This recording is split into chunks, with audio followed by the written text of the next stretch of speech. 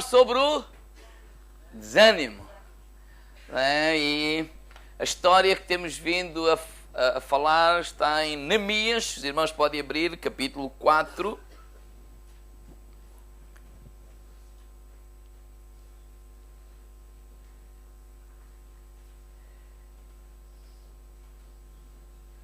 Do desânimo é uma doença universal, certo? Todos ficam desanimados. É uma doença recorrente, várias vezes ficamos desanimados. E infelizmente é altamente contagiosa, não é? Que quando nós estamos desanimados, conseguimos desanimar as pessoas à nossa volta. E através desta história de Neemias, no capítulo 4, Neemias era líder de um grupo de judeus, não é? Que haviam retornado da Babilônia para Israel para reconstruir os muros de Jerusalém. E neste capítulo 4 nós temos visto algumas causas do desânimo e também o antídoto, ou o que é que a palavra de Deus diz para princípios que nos podem ajudar a vencer esse desânimo. E nós temos falado semana após semana, e ao fazer assim mais devagarinho, algumas coisas repetimos e é de propósito para ficar no nosso coração. E vamos ler Neemias capítulo 4, verso 10.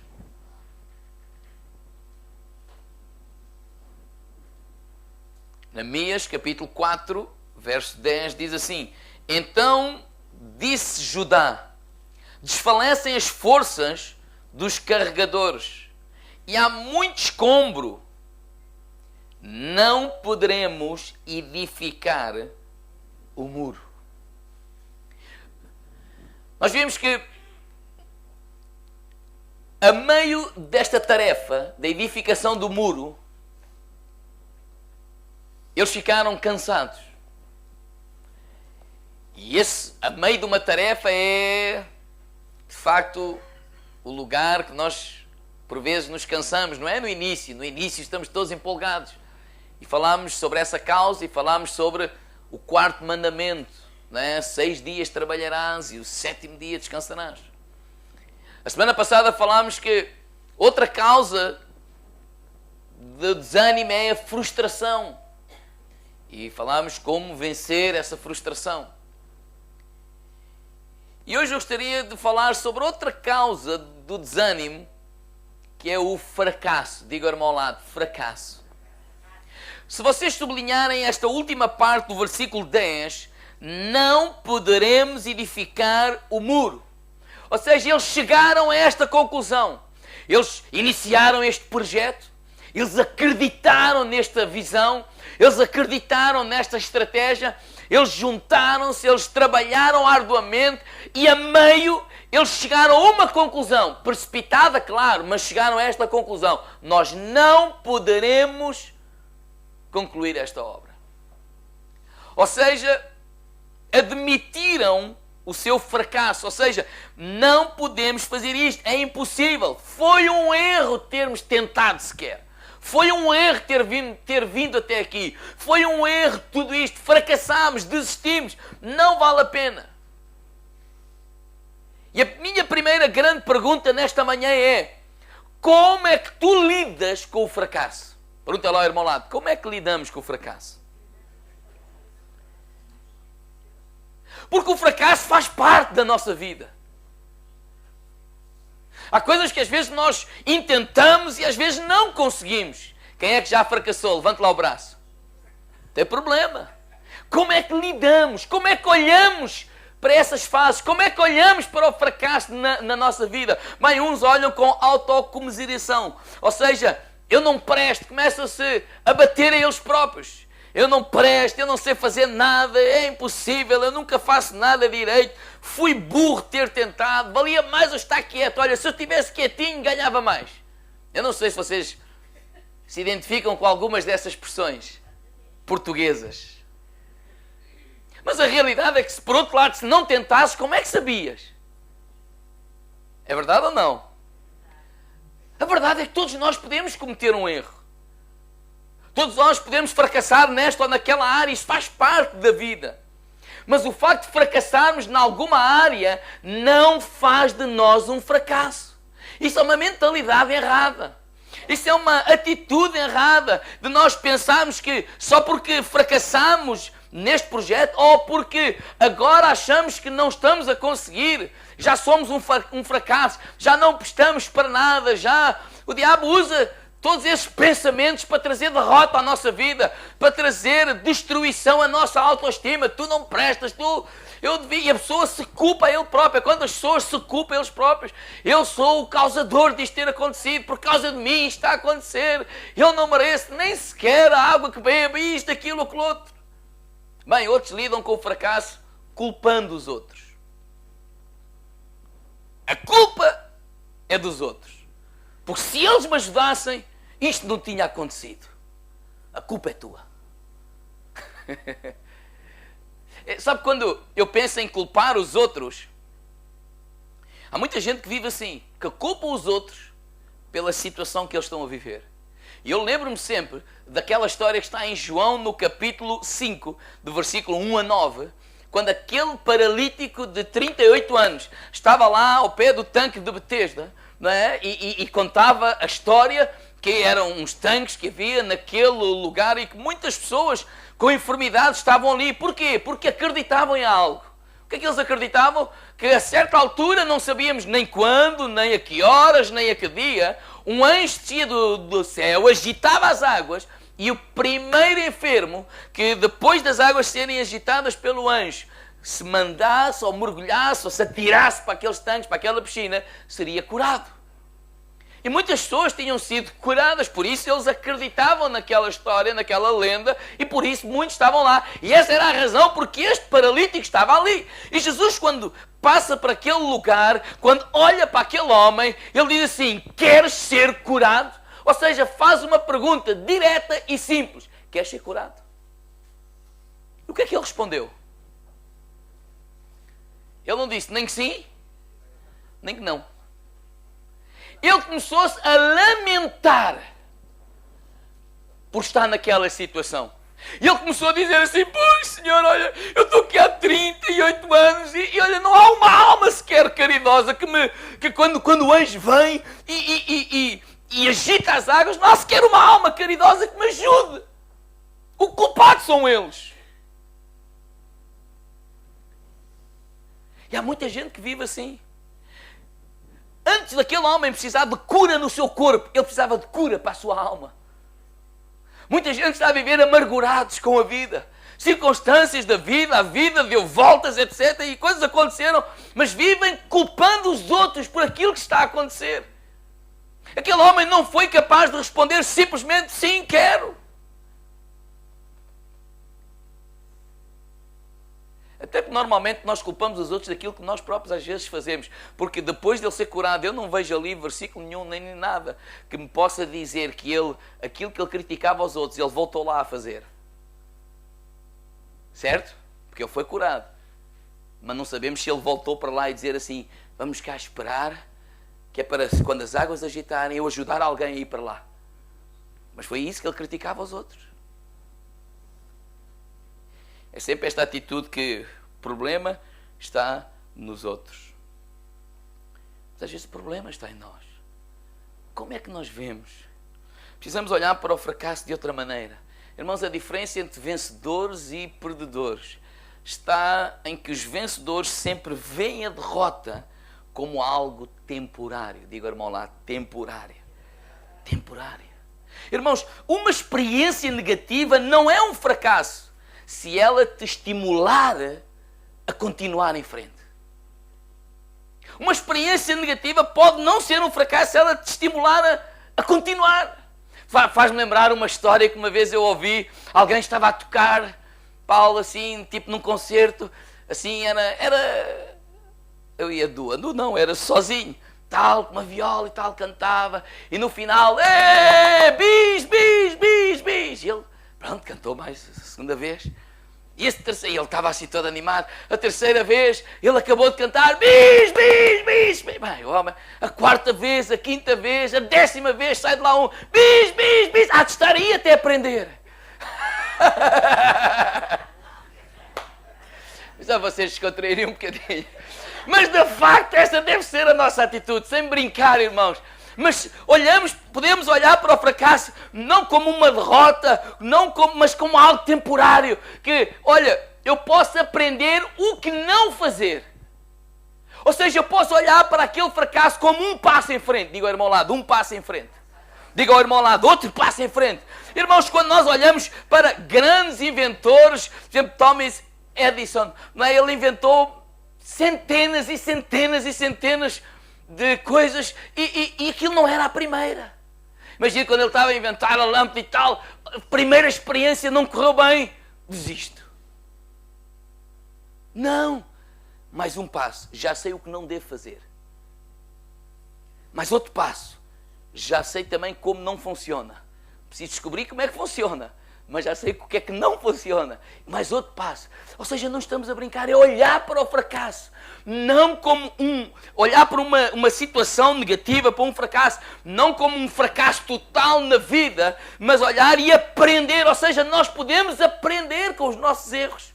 Nós podemos aprender e olhar, olha, mais um passo em frente. Não ficarmos desanimados e desistir e dizer assim, pronto, eu desisto, eu nunca vou ser capaz. Porque se olharmos para esta história, eles estavam a dizer assim, é impossível, nós não vamos conseguir, vamos arrumar as botas, vamos para casa, já perdemos tempo suficiente, já perdemos dinheiro suficiente, na verdade nunca deveríamos ter vindo até aqui, mas graças a Deus por este líder chamado Neemias, que não deixou esta gente desistir, mas levou-os a pensar de outra forma, e a maneira de pensar de outra forma vai fazer com que eu vá agir de outra forma. Porque se eu pensar que não vale a pena, vai-me fazer o quê? Eu desistir. Mas se eu pensar que, não, é mais um passo em frente, mais uma tentativa, mais um passo em frente, mais um passo em frente, eu não vou desistir. E eles, na verdade, eles construíram o muro, eles chegaram ao final do projeto, e tu podes chegar ao final também,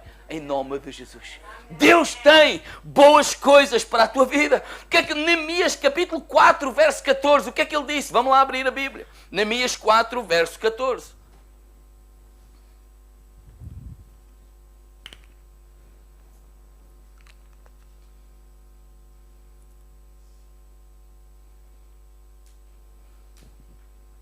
Ele diz assim, olhei,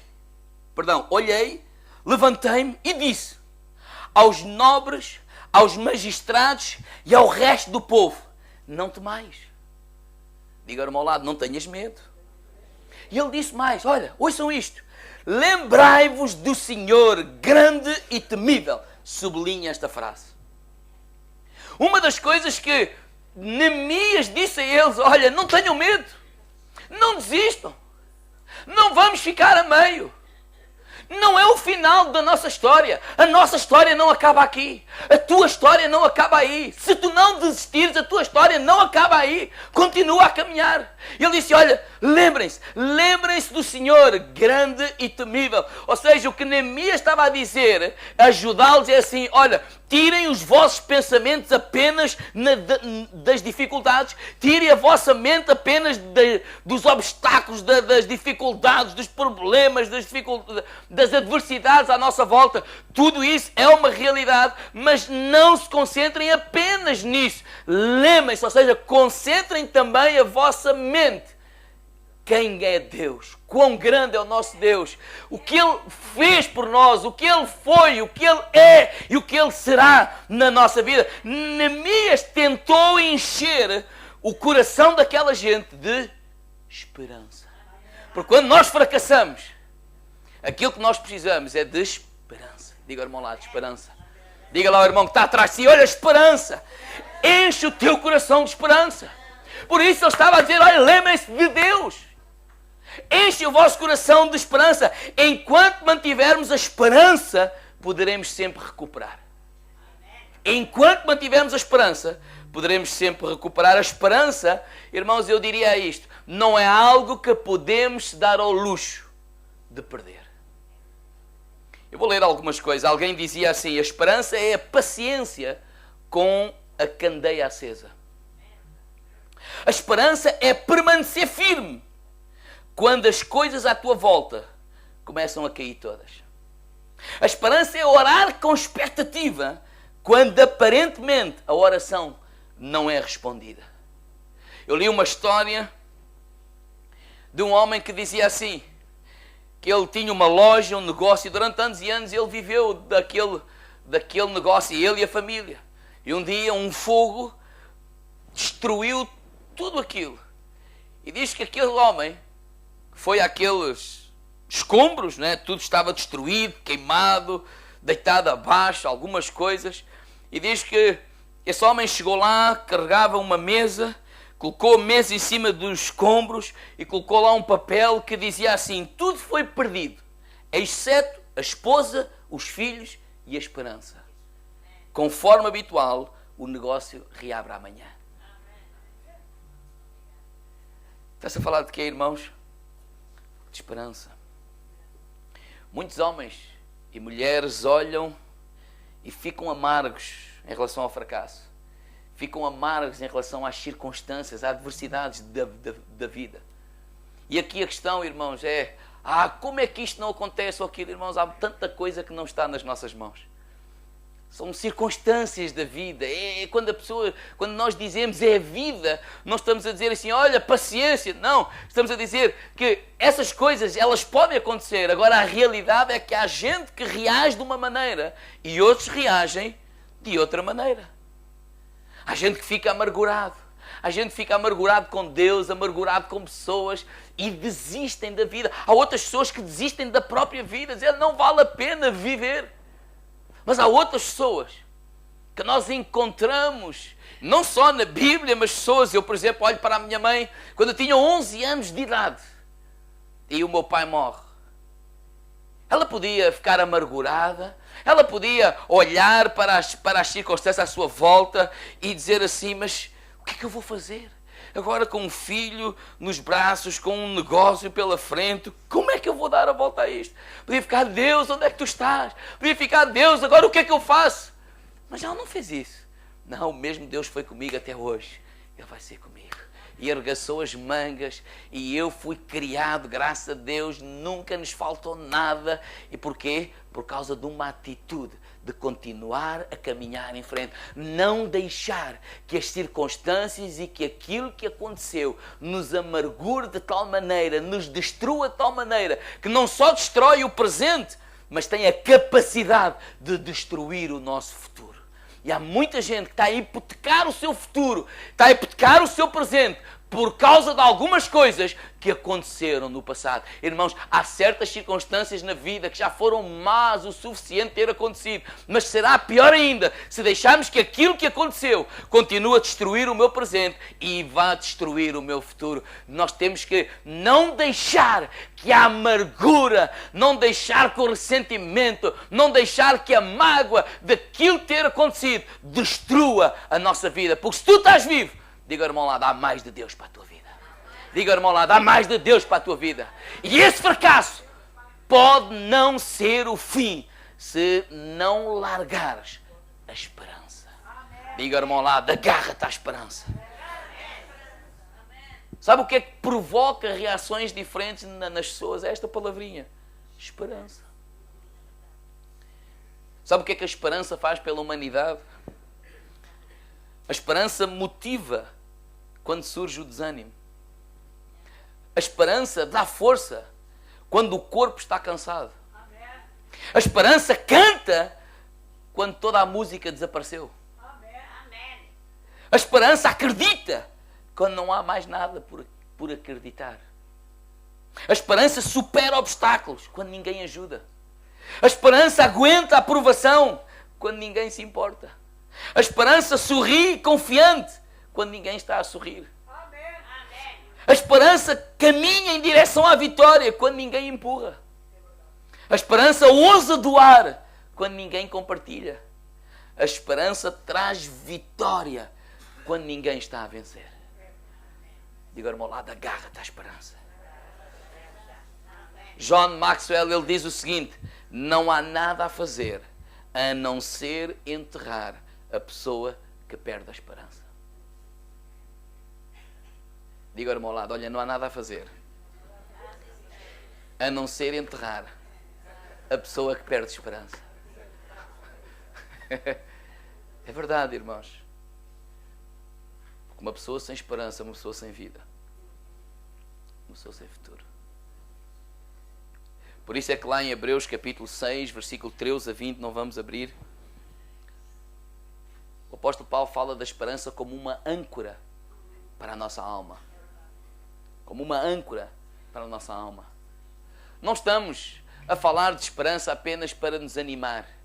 E desculpem esta expressão no sentido de, pronto, é só para o pessoal ficar contente, porque depois isto, olha, ao menos saem dali contentes, porque, oh pastor, isto vai tudo ficar na mesma. Não, não é isso. Não é isso.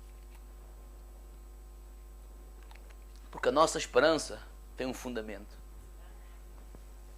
Diga, irmão, nada, a nossa esperança tem um fundamento. A nossa esperança não está baseada na confissão positiva. A nossa esperança não está baseada no positivismo. A nossa confiança está baseada em Deus. Esta última música cantámos, Deus fiel. Diga, irmão, lá, Deus fiel. Deus é fiel. Deus é fiel. E o que ele estava aqui a dizer, e vamos voltar para começar a terminar.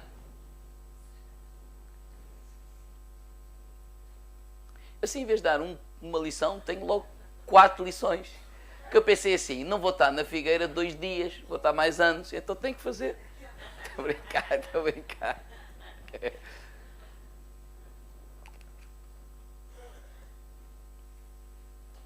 Versículo 14, quando ele diz, lembrai-vos do Senhor.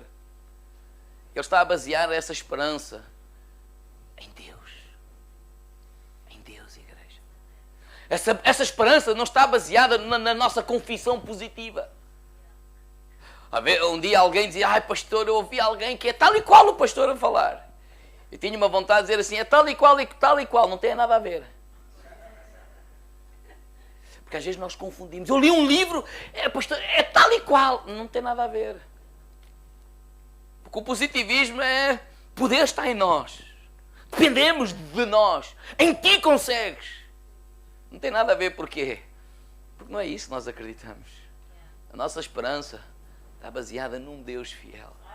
A nossa esperança não está baseada naquilo que eu estou a fazer ou vou fazer. A nossa esperança está baseada naquilo que Cristo já fez.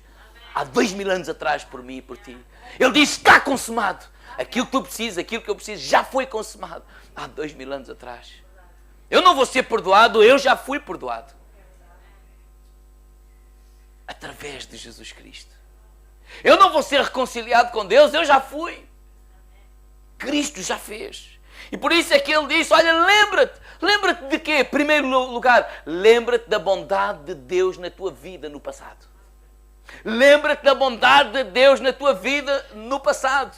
Se pensares nas coisas boas que Deus já operou na tua vida, isso vai trazer esperança à tua vida. Isso vai te ajudar, embora admitindo a realidade, isso vai te ajudar a concentrar também no Deus fiel. Quem é Deus?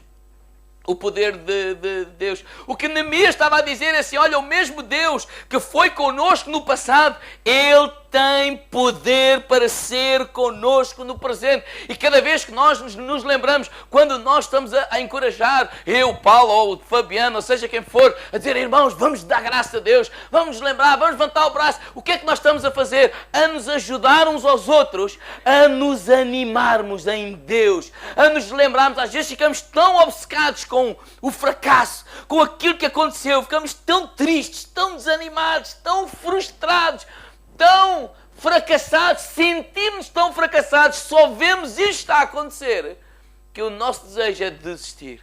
O nosso desejo é, eu não vou tentar mais, eu nunca mais vou arriscar, eu nunca mais. E temos, isso tende a paralisar-nos. Isto tende a roubar-nos. Porque, irmãos, uma atitude de fé também tem o seu risco.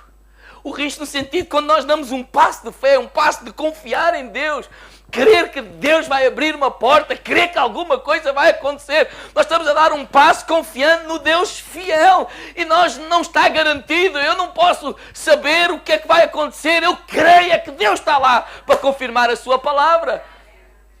Mas às vezes, por causa do fracasso, nós somos levados a não dar passo de fé. A ficar, olha, ao menos aqui é seguro. Ali já não sei. E isso tende a igreja a ficar paralisada. Às vezes, quando nós olhamos para o estado da igreja nos dias de hoje, tem a ver muito com isso. Por exemplo, evangelização. Eu não ia falar disto, mas, por exemplo, às vezes, porquê que hoje às vezes já não se evangeliza tanto? No passado ficámos tão tristes com algumas coisas que ouvimos, tão sem resposta com algumas pessoas que me disseram isto, disseram aquilo, tão envergonhados, que ao menos era, olha, é melhor eu estar caladito. Mas nós temos que nos lembrar do passado. Termos ousadia. Eu, por exemplo, estava ali a passar por um parque e diz assim a minha esposa, há não sei quantos anos atrás, eles que estavam lá, viemos da Alverca com o pastor, aqui tem com o pastor Paulo e com esta igreja e fizemos uma campanha aqui neste parque. Não sei se vocês participaram. Quem é que participou?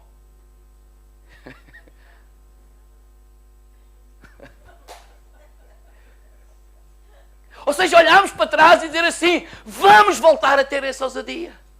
Porque Deus foi fiel. Deus abriu portas. Vocês não chegaram até aqui a estas instalações de qualquer maneira. Houve dificuldades, claro. Houve obstáculos, claro. Mas houve um povo de fé que não desistiu. Confiou na fidelidade de Deus. E por isso chegamos até aqui.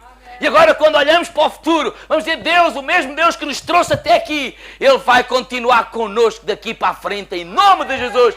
Mas precisamos ter a mesma ousadia, precisamos ter a mesma atitude, precisamos ter a mesma fé, precisamos ter a mesma determinação para caminharmos em frente, que as coisas não vão cair do céu. Diga, irmão lá, Deus é fiel. Lembra-te, podem vir, lembra-te da bondade de Deus que foi contigo no passado. Segundo, lembra-te da presença de Deus no presente. Lembra-te da bondade de Deus no passado, sim. Mas lembra-te da presença de Deus no presente. Hebreus capítulo 13, verso 5. Fatinha pode vir também aí dito. O que é que diz? Nunca te deixarei, nem nunca te desampararei. Sabe o que é que isso a mim me diz, irmãos? Deus está contigo em todo o tempo. Será que podemos dizer isto? Deus está comigo em todo o tempo? Será que podemos dizer isto ao irmão do lado? Deus está contigo em todo o tempo? Sabe o que é que isso a mim me ensina? Sabe o que é que eu me lembro em relação a isto? Que quando eu tenho dinheiro, Deus está comigo. Quando eu não tenho dinheiro, Deus continua comigo. Quando eu tenho saúde, Deus está comigo. Quando eu não tenho saúde, Deus continua comigo. Deus continua contigo em todo o tempo, independentemente das circunstâncias que estejas a viver. Porque às vezes o diabo engana-nos. E pensamos que Deus não está comigo. Porquê? Porque eu agora estou a viver esta situação. Porque eu agora estou neste problema. Eu fracassei é porque Deus não estava comigo. Não! Deus está contigo sempre. É uma verdade incondicional. Em todo o tempo, em qualquer circunstância. Quando o apóstolo Paulo apanhou tareia, Deus estava com ele. Quando o José foi parar à prisão, Deus estava com ele. Quando Sadraque, Mesaque e Abednego foram parar à fornalha, Deus estava com ele. Quando Daniel foi parar à cova dos leões, Deus estava com ele. E Deus está contigo também nesta manhã. Em todo o tempo, em qualquer circunstância. Deus está contigo. Lembra-te da presença de Deus na tua vida. E por último, lembra-te do poder de Deus na tua vida para o futuro. Filipenses 4,13. Eu posso todas as coisas em Cristo que me fortalece. Quando eu olho para o futuro e às vezes as minhas lágrimas vêm e o desejo de desistir bem, e eu penso, mas como é que vai ser possível? Lembra-te que o poder de Deus está em ti. Lembra-te que o maior está em ti. Quantas coisas vocês hoje, não sei se podem olhar para trás e dizer assim: pastor, eu vivi coisas que eu naquela altura quase que desesperei. E eu hoje olho para trás e digo assim: como é que foi possível eu ter vivido isto? Não sei se alguém pode dizer isso. Sabe porquê? O poder de Deus está em ti. Eu posso todas as coisas naquele que me fortalece. O que tivemos a cantar, tivemos a pregar, a cantar. Ai pastor, há pouca pregação. Então a gente começa a pregar às 10h05, 10h10, até ao meio-dia. Só que pregamos cantando, pregamos orando, pregamos falando, pregamos testemunhando, pregamos fazendo teatro. Um dia deste vamos fazer um teatro. Quem é que tem jeito para o teatro? Eu não posso levantar a mão que eu não tenho.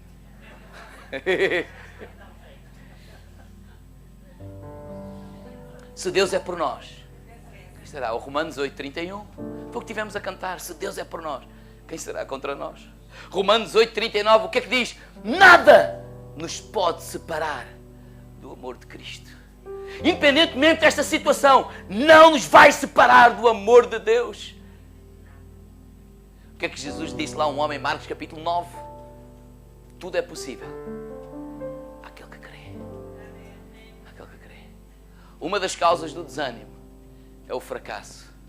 E quando nós fracassamos, às vezes temos a tendência de pensar que somos um fracasso total na vida. Digo ao irmão ao lado, apenas foi um fracasso. Vamos aprender com o fracasso. Que o fracasso nos estimula. Aquela história que eu disse a brincar, bis. Estaria até a aprender. É uma brincadeira, claro. Mas que o fracasso nos estimule a continuar. Irmãos, quantas vezes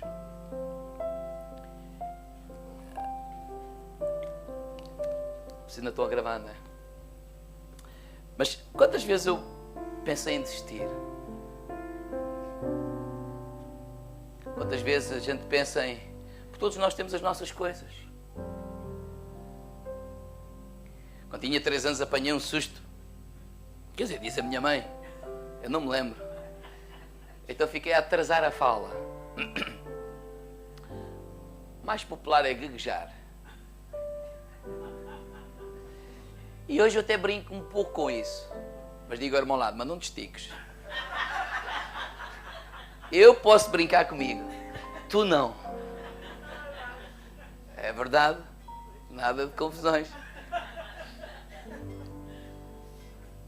Mas por brincarmos às vezes, ou gozarmos, e às vezes nós não sabemos bem discernir, ou o diabo nos ajuda logo a ficarmos complexados, eu pensei em nunca fazer aquilo que faço hoje. Tudo o que for exposição, tudo o que for... Ainda hoje não é muito fácil algumas coisas. Mas alguém me contou essa história a brincar. Bis, há de estar aí até aprender. E a pessoa pode dizer, não vou desistir. O propósito que Deus tem para a minha vida é maior do que o medo. É maior do que o gozo. É maior do que os outros possam pensar.